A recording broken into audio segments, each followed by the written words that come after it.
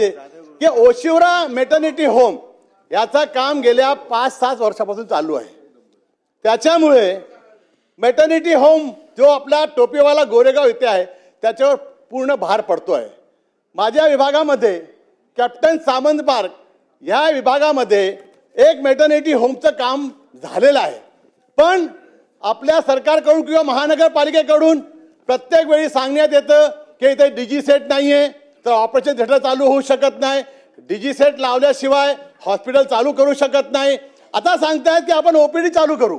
मला सांगा, मेटर्निटी होमची आपल्याला गरज आहे।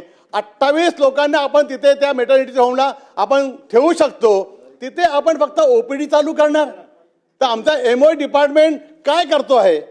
अध्यक्ष महोदय, आज आपल्या समोर आमच्या मुंबईमध्ये माझ्या मतदारसंघामध्ये खूप रस्ते जे आहेत त्यांची कामं जी आहेत ती करणार म्हणून बोलतायत, पावसाळ्यानंतर करणार म्हणून बोलतायत।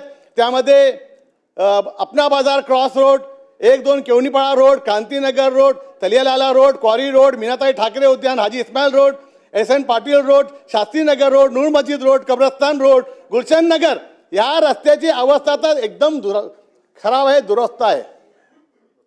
पावसाळ्यानंतर महानगरपालिकेने सांगितलं की आपण याचं काम चालू करू, पण काम चालू होत नाहीये। माझी आपल्या वतीने एक विनंती आहे की कृपया याच्यावर आपण लक्ष द्यावं।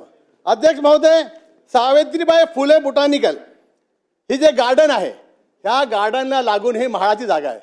ह्याला लागून मुख्य जागेवर जमीन माफियांनी कब्जा केलेला आहे आणि तिथे फुलांचा आणि गॅरेज आणि याचा शावर धुतात ना, गाडी धुतात, त्याचं काम चालू केलेलं आहे।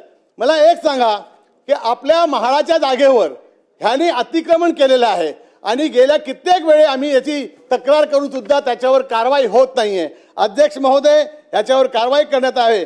बलात्कार होत आहेत, खून होत आहेत, शेतकरी आत्महत्या करत आहेत। ते मी फक्त एवढं सांगू इच्छितो, जास्त आपलाही वेळ घेत नाहीये।